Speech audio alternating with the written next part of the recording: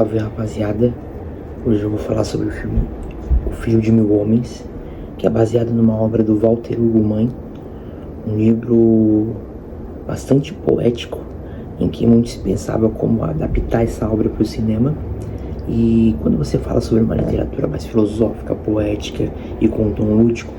como adaptar isso de forma com que ele preserve essas características, e essa busca por preservar essas características também traga uma identidade, na medida de que quando você faz uma adaptação se requer um tom a mais para que você possa dar um tom autoral àquela obra e a forma como ela pode ser expressa nas telas. O filme,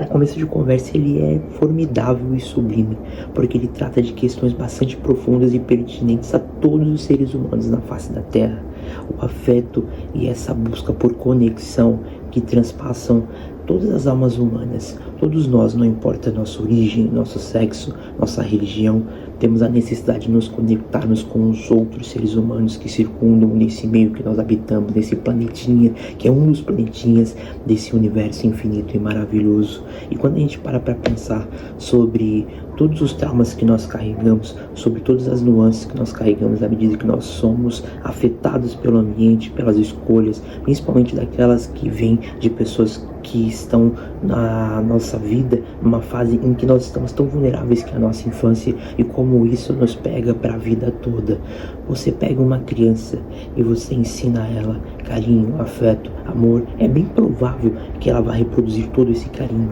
todo esse afeto e todo esse amor. Mas toda vez que você vilipendia, você humilha, você machuca, você maltrata, é bem provável que você esteja deformando o caráter de um futuro adulto problemático, que ou irá ferir a si, ou aos outros, ou a ambos. E quando a gente para pensar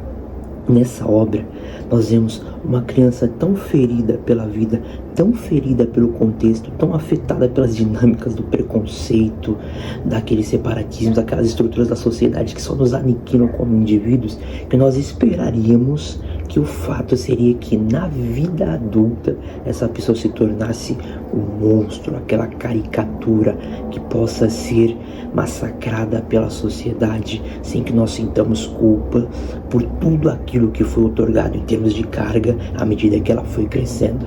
E isso abre esse parênteses para que nós possamos refletir sobre o impacto da devolução daquilo que nós entregamos como sociedade. Porque por mais que esse não tenha sido o caso, quando isso acontece, nós agimos de forma meramente hipócrita, reproduzindo esse ideal de que aquilo que é persona não grata não pode ser aceito, não precisa ser explicado, ele só tem que ser expurgado do nosso meio a todo custo. E tudo aquilo que é diferente, gente, peso do diferente. Quando a gente parar para pensar em termos sociais, há quanto tempo a gente já debater nos mesmos temas, a questão LGBTQIA+,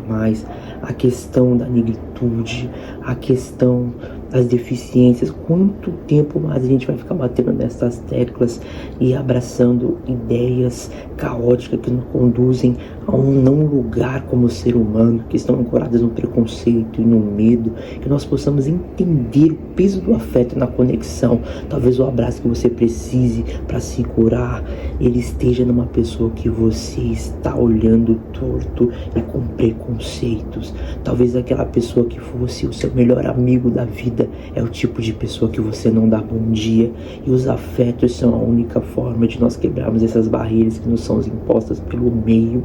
Quando a gente entender o poder da conexão, é algo quase divino que existe tanto no beijo, no toque, no abraço, no afeto, não ancorados nesse lugar de luxúria ou ideação baseada nos instintos, mas um lugar intrinsecamente humano, algo que nos conecta com uma versão mais visceral de si, uma versão mais potente. Esse filme me conectou com verdades doídas para aqueles que crescem em meios que aprisionam a criatividade e o medo de se expressar. Que nós tenhamos a coragem que o Crisóstomo tinha de ser ele mesmo, e ser ele mesmo ser algo bom à medida que ele ressignifica aquilo que foi feito com ele, não escolhendo reproduzir todo aquele mal que lhe foi colocado como verdade,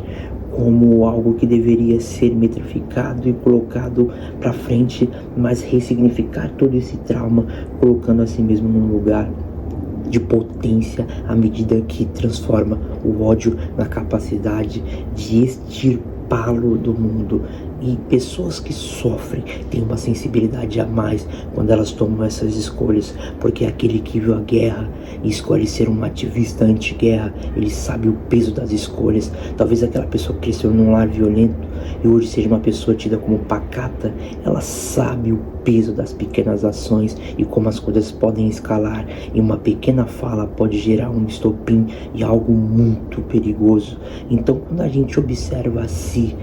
nesse lugar de não reprodução e de combate a tudo aquilo de ruim que veio da nossa infância, principalmente, nós nos tornamos esses adultos formidáveis que têm a capacidade de perdoar, de amar e de abraçar o diferente. Porque quando nós olhamos de perto, ninguém é normal e todo mundo tem um pedacinho de si a contribuir para a construção do todo. E quando a gente observa isso, se conectando com pessoas diferentes, com realidades diferentes, com falas, olhares e visões de mundos, escolhas sexuais, comportamentais diversas, nós nos conectamos com toda a potencialidade humana e nos tornamos o filho de mil homens, como descrito por Walter Ugumãe. É isso.